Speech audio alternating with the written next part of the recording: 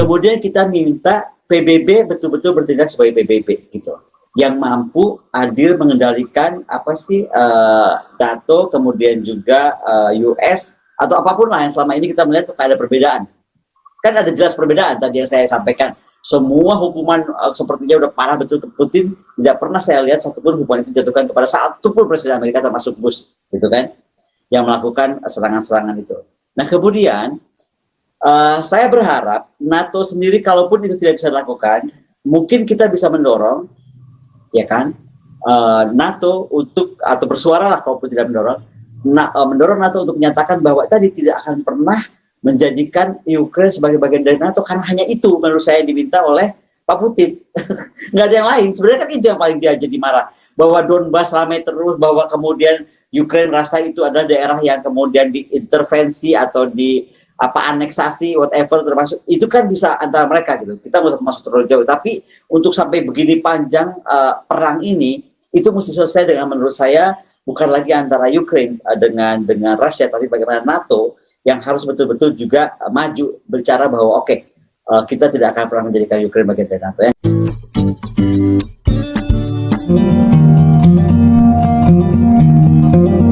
Lanjut Pak Putih, luar biasa.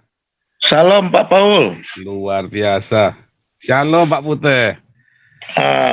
Terima kasih. Selamat malam Ibu Koni. Selamat malam Pak Putih. Iya, saudara sebangsa dan setanah air ya.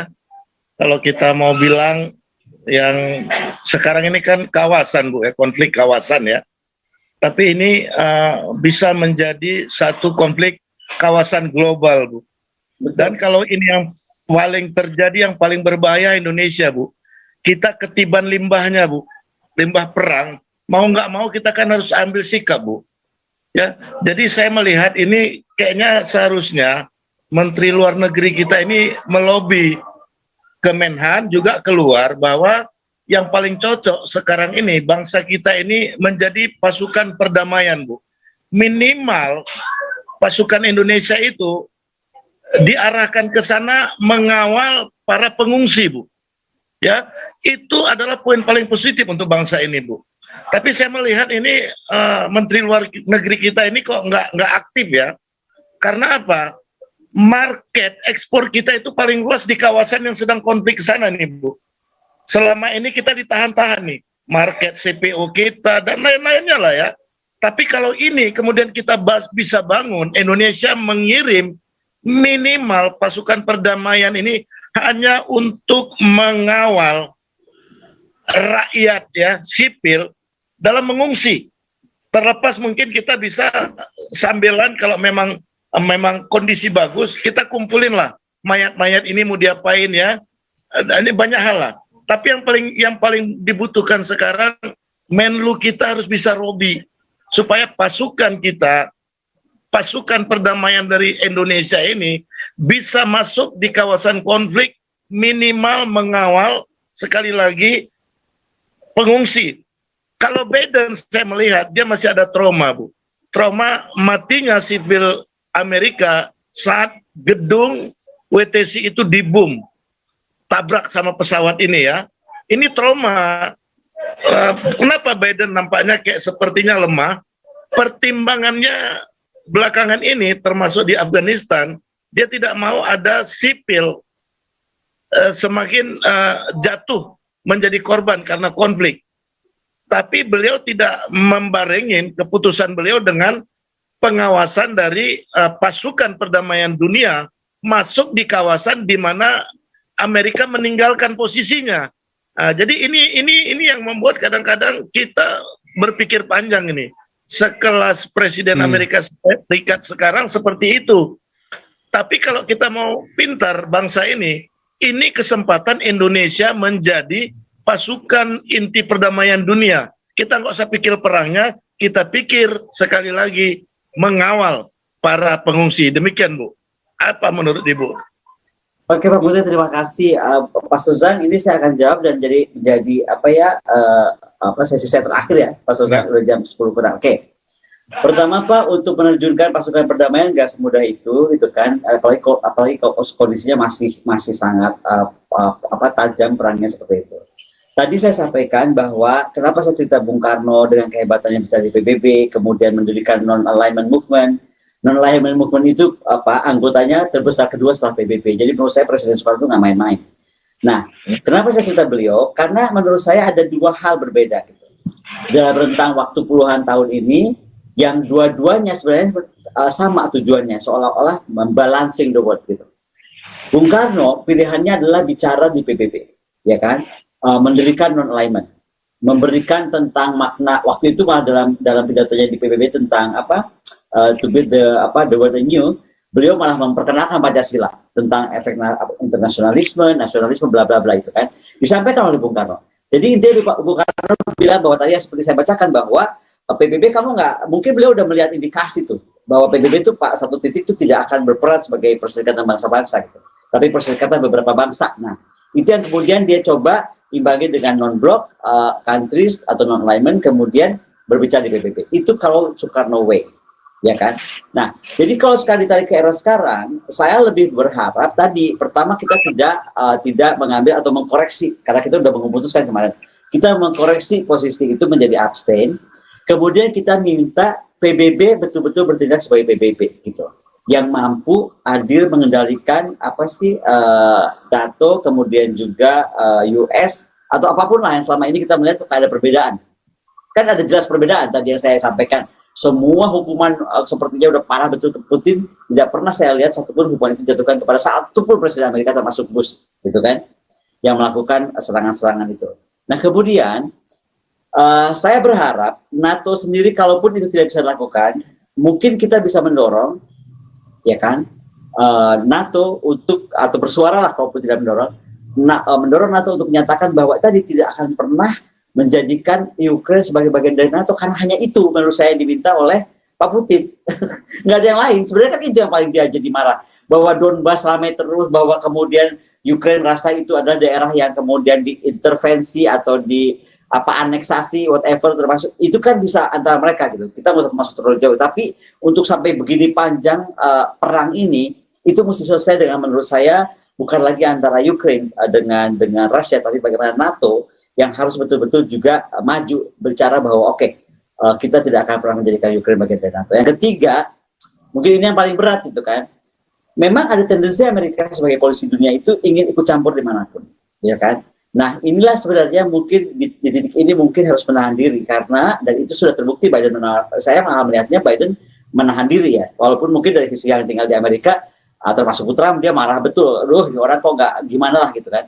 Nah tapi saya coba melihat bahwa so far Amerika harus berhenti ikut campur dan harus memberikan kesempatan.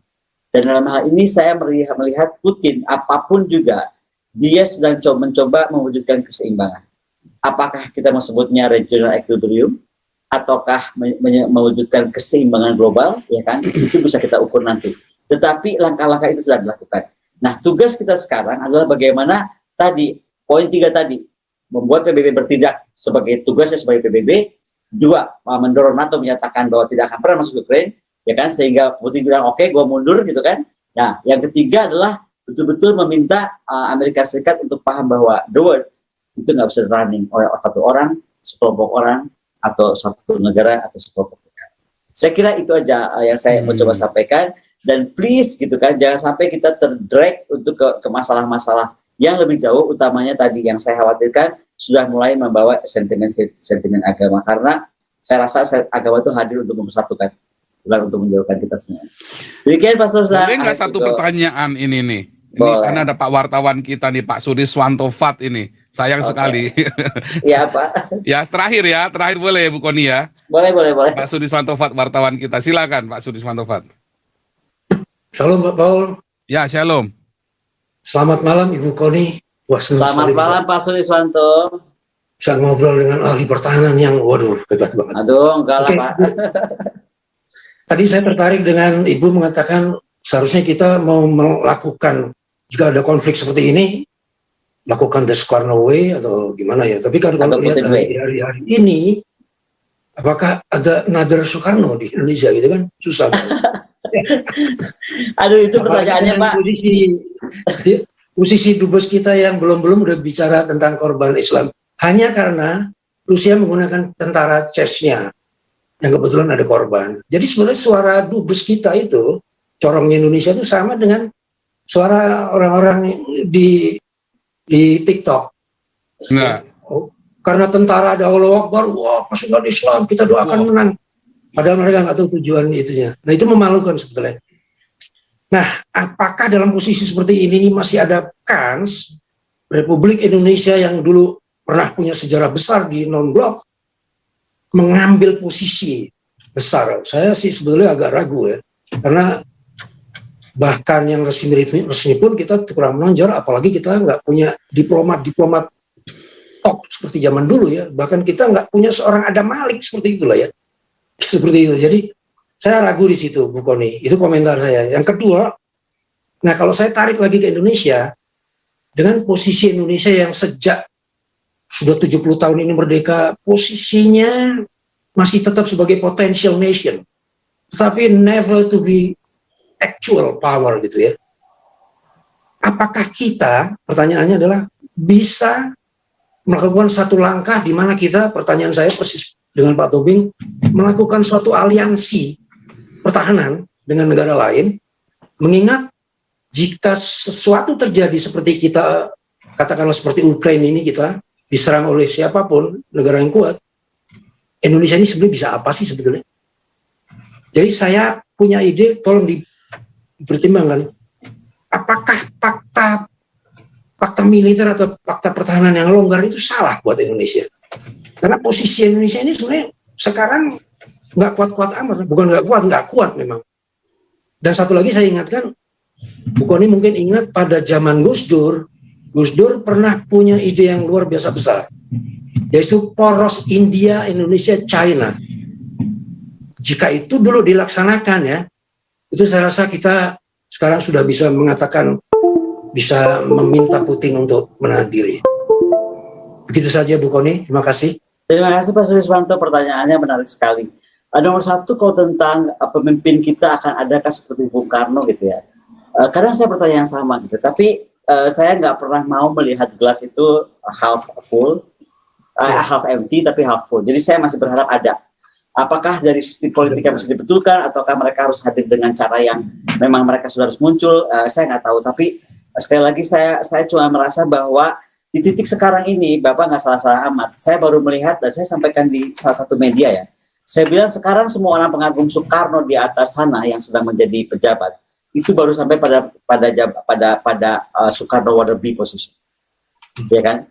Jadi baru pengen jadi seperti Soekarno, meniru kata-kata Soekarno, tapi nggak bisa seperti Bung Karno. Karena Bung Karno itu wawasannya sangat luas, aku bilang. Kemudian bagaimana dia membaca banyak hal ya. Saya merasa bahwa orang rajin baca, orang tuh nggak usah harus pendidikan tinggi, tapi kalau dia rajin baca, rajin eksplor pengetahuan, maka dia akan sangat kaya. Gitu. Dan saya melihat, ya wawasannya, geopolitiknya sangat hebat, ya kan?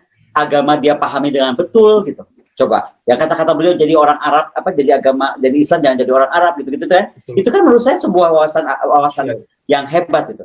Nah, kemudian pandangan geopolitik. Makanya buat saya, Bung Karno mampu keluar dari PBB, masuk lagi dan to hell Amerika, itu kan kata-kata yang kita tuh sekarang kayaknya safety player semua, nggak ada gitu loh. Nah, tapi kita berharap itu akan ada, saya nggak tahu kapan. Indonesia telah mencapai banyak hal, Pak, dan kita harus bangga.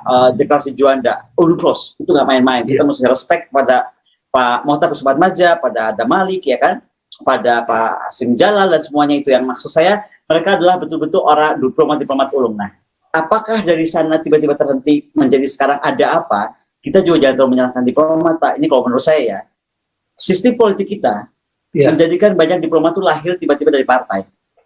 With all due respect ya, saya nggak bilang dari partai itu semua jelek, tapi mungkin tidak punya pengetahuan diplomasi yang cukup, gitu. Makanya tadi bisa Bapak ceritakan kasus tadi.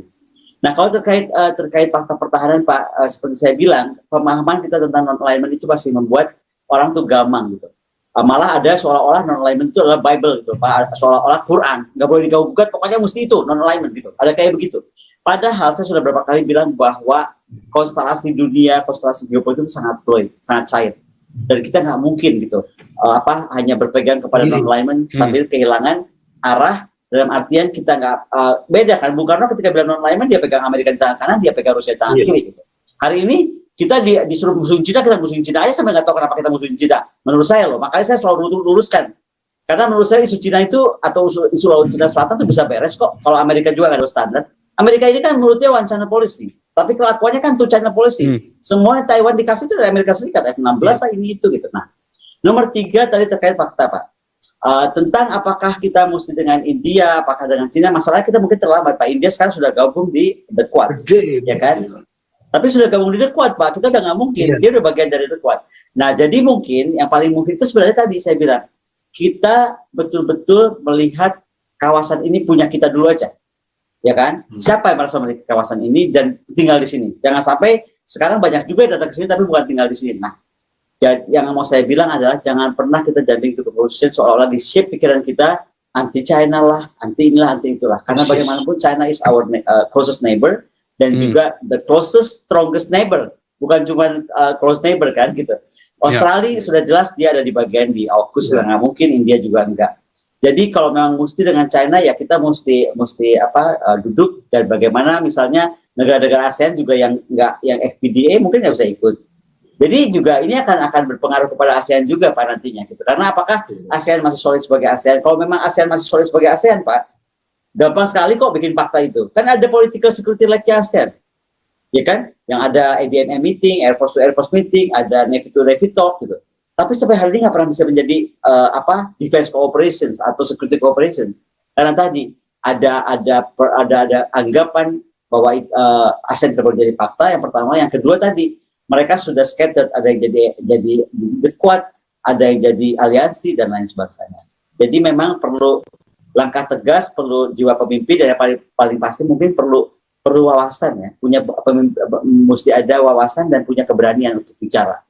Utamanya mungkin bicara di PBB tentang bagaimana hal ini kita harus akhiri. Sekali lagi, saya suka banget ketika Bung Karno bilang bahwa we don't deal with words, we deal with men, we deal with dreams, we deal with the ideals of men and the future of all men. Jadi memang kita harus berpikir besar seperti itu. Selamat malam, terima kasih luar biasa semuanya. Sekali Bu Kony, thank you banget. Terima kasih, ini Pak semua pengennya Ibu Kony jadi Menteri Luar Negeri kita atau jadi Menteri Pertahanan loh ini yang di live. Saya jadi muridnya Pastor Zangdei dulu, harus belajar banyak saya. Terima kasih ya. Ini sampai heboh nih di live chat YouTube ini minta Ibu Kony jadi Menteri Luar Negeri atau Menteri Pertahanan. Oke, semoga didengar oleh para petinggi negara kita ya dan oleh yang maha tinggi juga. Haleluya. Terima kasih, salam hormat buat semuanya ya. Oke, selamat malam. Terima kasih Ibu Kony buat kehadirannya untuk membahas ini supaya teman-teman semua menjadi jelas. Terima kasih sudah mulur 10 menit. Ibu Kony, thank you banget. Jangan kapok. Yang kelima kalinya sudah di Zoom kita. God bless you. Dan terus sertai karir dan kesehatannya serta kebahagiaan Ibu Kony. God bless you. Oke, bye. Luar biasa saudara-saudara yang gak kebagian. Wah, minta maaf ya. Karena memang lagi seru. Kalau lagi seru begini, tapi kita cukup lumayan ya, dapat ilmu banyak ya. Sepotong 1 jam, ilmu kita banyak banget ya. Memang sengaja kita nggak mau potong tadi, nggak mau kasih macam-macam. Supaya channel kita ini berkualitas dan Anda semua di sini kita gubrak supaya dapat ilmu gitu ya. Ada Pak Ponto, ada Pak Toping, ada Ibu Kony, ya ada politisi-politisi ya macam-macam ya di kita ini ada Pak Puteh ya. Pak Puteh itu bukan orang sembarangan itu. Jangan karena sering nongol di sini, wah ini Pak Puteh ini bukan orang sembarangan dengan Pak Santi Amer ini ya. Tempat kita ini orang-orang yang ini semua ya, orang-orang yang cukup berperan aktif dan menentukan minimum komunitasnya ya. Jadi saudara-saudara, memang yang ditakutkan sebetulnya dari kemarin gitu ya, adalah membawa isu agama di dalam perang Ukraina dan Rusia ini ya. Karena media Indonesia kan kurang ajar nih kan. Media Indonesia ini nggak memikir nanti dampaknya apa buat Indonesia, tapi dia mulai coba-coba angkat, untung nggak berhasil loh ya, karena bingung sekarang, mau pihak ke siapa, mau belain Rusia yang pakai isu yang bawa-bawa ceknya itu kan, ternyata Ya kan, Zelensky-nya kasihan memelas sana sini. Kalau tadi sebenarnya jawaban saya simpel tadi ya. Nampaknya si Zelensky itu mau Pak Robert ini, terlepas Pak Robert nggak setuju nggak masalah ya, kita boleh beda pendapat. Bahwa Zelensky ini memang mau membuat perang Rusia Ukraina ini menjadi panggung sandiwara nampaknya. Itu pendapat saya pribadi. Ini Pak Gading Manru minta maaf ya, dan sebab kita sepakat kalau untuk acara-acara tamu begini kita harus pakai gambar asli ya. Kita sudah sepakat sama-sama supaya kita menghormati tamu kita ya, karena tamu kita sudah tamak muka dan mereka kelasnya bukan kelas YouTuber stok, tapi mereka sudah di media-media internasional. Gitu ya, dan juga teman-teman yang lain ya. Oke, ini gilirannya Pak Santi Hammer tadi ya sama Bu